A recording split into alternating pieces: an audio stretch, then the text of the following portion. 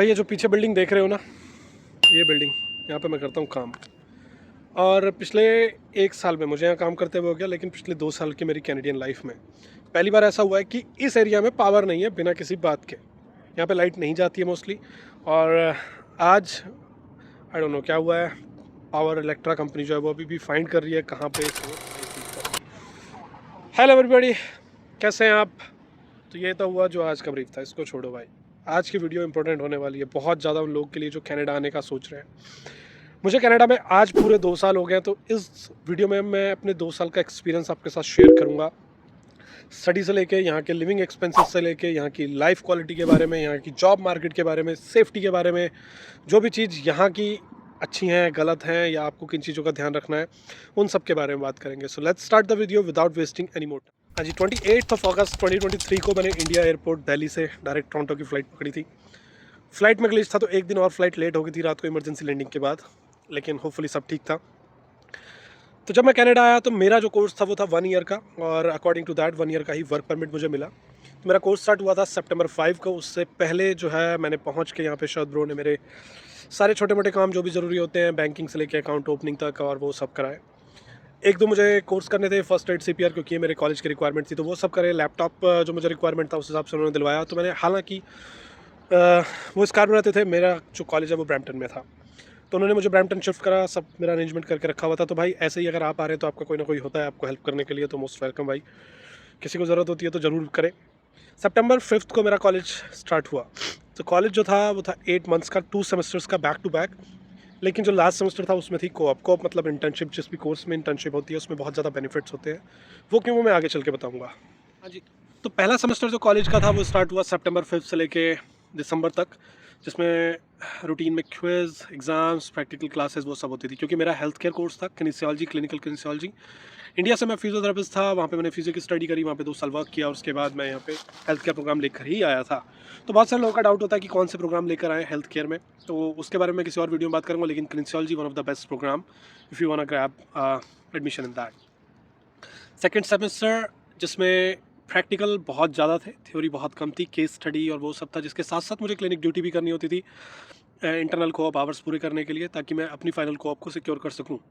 तो मैंने कोऑप करी फर्स्ट एक्टिवा क्लिनिक में, और जो मेरी फाइनल कोऑप थी मई से लेके अगस्त तक, वो करी मैंने इसी सेम क्लिनिक पे, स्पोर्ट्स मेडिसिन पे, जो कि लाइफ मार्क की एक ब्रांच है।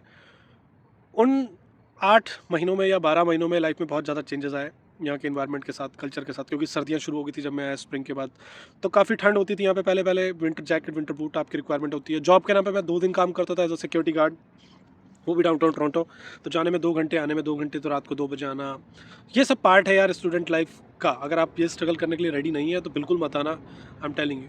अगर आपको बहुत ज़्यादा लग्जरी और आरामदायक ज़िंदगी का अगर आपको वो है, तो जब आप स्टूडेंट आते हैं तो आपको नहीं पता कि आपका नेक्स्ट मूवी आपके साथ क्या होने वाला है। तो आपको उस चीज़ के लिए प्रिपेयर होना पड़ता है, हर चीज़ को एक्सेप्ट करने के लिए। ओके, कि जो भी काम मिलेगा एटलीस्ट स्टूडेंट में करना है, क्योंकि आपको अपनी फीस इकट्ठी करनी है, या आप लोन लेके आए वो उतारना है। तो मेरे साथ ऐसा कुछ नहीं था, thank God, thanks to my dad.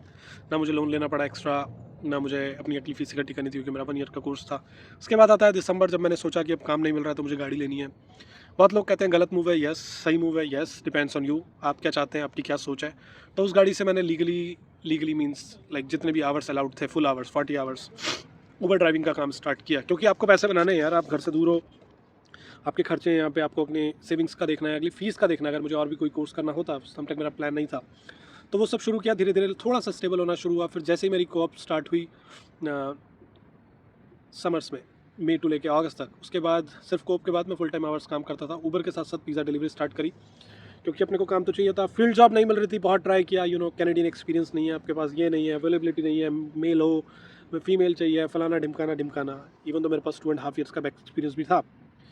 लेकिन पॉजिटिव थिंग ये थी कि जहाँ पे मैं कोऑप कर रहा था वो कंपनी बहुत अच्छी थी, उन्हें मेरी एबिलिटीज़, एक्सपर्टीज़ का पता लगा। तो जब उनके पास वैकेंसी खाली, उन्होंने मुझे ऑफर करी। राइट अवे मैंने अपना वर्क परमिट अप्लाई किया था सितंबर 6 को। उस टाइम पे मैं अपनी टेम्प्रेरी अवेलेबिलिटी पर आ गया था, फुल टाइम काम करने के लिए एलिजिबल था, क्योंकि वो आपका पीरियड होता है, आप काम स्टार्ट कर सकते हो वर्क परमिट अप्लाई करने के बाद।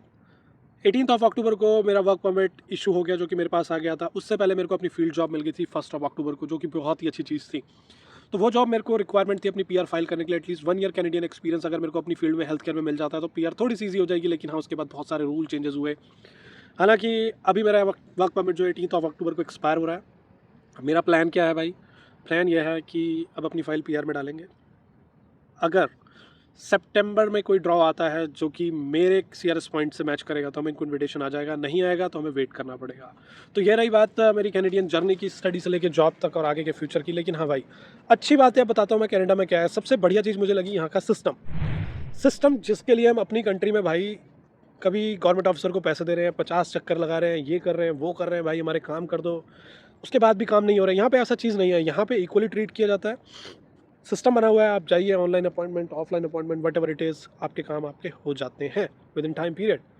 दूसरी चीज़ अच्छी लगी यहाँ का इंफ्रास्ट्रक्चर, रोड इंफ्रास्ट्रक्चर। भाई रोड्स इतनी बढ़िया हैं, जिन रोड्स के लिए हम वहाँ पे टोल पे करते हैं ना, उससे कई बेहतरीन रोड यहाँ पे विदाउट टोल हैं।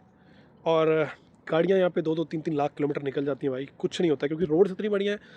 बम्पर, शॉकर, ब्रेकर, मतलब कुछ भी भाई, मतलब गाड़ी की क्वालिटी अगर आप मेंटेन कर रहे हैं तो गाड़ी आपकी कहीं नहीं जाएगी 2 से 3 लाख किलोमीटर। उसके अलावा यहाँ का ट्रांसपोर्टेशन सिस्टम, लोग कहते हैं बुरा है, मैं कहूँगा अच्छा है, सिस्टमेटिक है। पब्लिक ट्रांसपोर्ट में डाउनटाउन में Subway, street car, local bus, जो कि हर सिटी की अपनी अपनी है, ट्रांजिट है। उसके अलावा एक गो ट्रेन है, कनेक्टिविटी, जो कि एक सिटी से दूसरी सिटी को फास्ट ट्रैक से कनेक्टिविटी करती है। एयरपोर्ट जो कि टोरंटो का मिड में यहाँ से 15 मिनट्स की ड्राइव पर है। तो हाईवे बहुत अच्छा है। उसके अलावा एक हाईवे 407 भी है जो कि एक्सप्रेस टोल रूट है, जिसकी स्पीड या जिसकी क्वालिटी कहेंगे वो बहुत ही ज़बरदस्त है।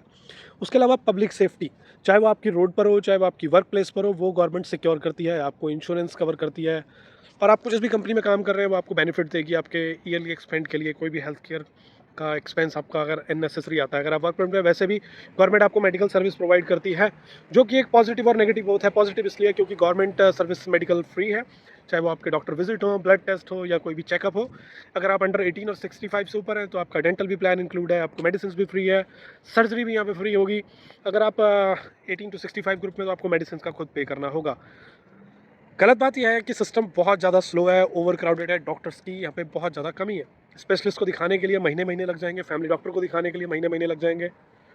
वो ऐसा इसलिए क्योंकि यहाँ का जो सिस्टम है भाई, वो डॉक्टर्स को अपनी डिग्री वेरीफाई करके दोबारा काम करने में कई साल लगा देता है।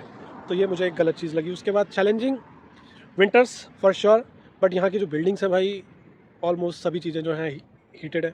सारी बिल्डिंग समर्स में कूल रहती हैं, विंटर्स में हीट रहती है। तो घरों के अंदर हम लोअर टी-शर्ट, पतले कपड़ों में ही रहते हैं। जब बाहर निकलना तो आपको फुली पैक होकर निकलना पड़ता है।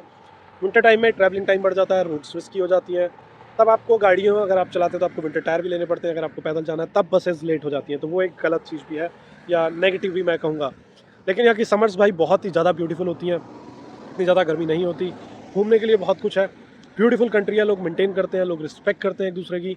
कोई भी जॉब को या कोई भी काम को छोटा बड़ा नहीं समझा जाता है। यहाँ पर वो वाला रेसिज्म नहीं है कि आप बड़ी कास्ट से हैं, छोटी कास्ट से आप छोटा काम करते हैं, नहीं भाई, सबको इक्वली ट्रीट किया जाता है और सबको वो हक भी है, मैं ऐसा मानता हूँ, जो कि इस कंट्री की या इस सिस्टम की मुझे बहुत अच्छी चीज़ लगती है।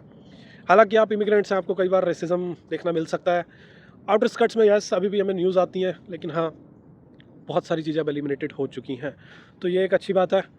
इसके अलावा बात करूँ भाई एक्सपेंसेस, यस एक्सपेंसिव है ये country. All over Canada 13% GST लगता है, आप कोई भी खरीदें, लेकिन अल्बर्टा ऐसी प्रोविंस है जहाँ पे 5% है, और एक आधी प्रोविंस ऐसी है जहाँ पे कम है। अगर आप अर्न कम कर रहे हैं तो वहाँ पे टैक्स भी कम कर रहे हैं, बट यहाँ पे पे स्केल मिनिमम $17 पर आवर है लेबर जॉब का, और डिपेंड करता है कि आप कितने स्किलफुल हैं। आप पैसे बहुत अच्छे भी बना सकते हैं यहाँ पे, लेकिन हाँ, अगर आप इन द बिजनेस नहीं, अगर आप जॉब में हैं तो आपको टैक्स भी अपना देना पड़ेगा। $100,000 अगर आप कमाते हैं साल का, तो आपको 40,000 के आसपास टैक्स देना होगा। उस टैक्स में आपको जितनी भी गवर्नमेंट फैसिलिटीज़ दे रही है उनके एक्सपेंसेस हैं, तो बहुत ज़्यादा टैक्सेस हैं ऑफकोर्स। लेकिन हाँ, अगर आप अपनी कैनेडियन लाइफ प्लान करते हैं तो भाई सब चीज़ों का ध्यान रखें, specially medical, weather, job market, या आपकी रिक्वायरमेंट या आपकी फ़र्स्ट प्रायोरिटी होनी चाहिए। इसको सोच के ही अपनी कैनेडियन जर्नी को प्लान करें। और अभी कोई क्वेश्चन है आपको, let me know in the comments, मैं आपको तुरंत अप्लाई कर दूँगा। आप मेरे को इंस्टाग्राम पे भी फॉलो कर सकते हैं, सागर कनाडा के नाम से। उस पर मैं बहुत ज़्यादा एक्टिव रहता हूँ रिप्लाई करने में, हालांकि मैं उस पर पोस्ट कम करता हूँ। सो आज के वीडियो को यहीं ब्रेक देते हैं, काफ़ी लंबी होने वाली है, बाकी बातें करेंगे किसी और दिन। तब तक के लिए टेक केयर, सी यू।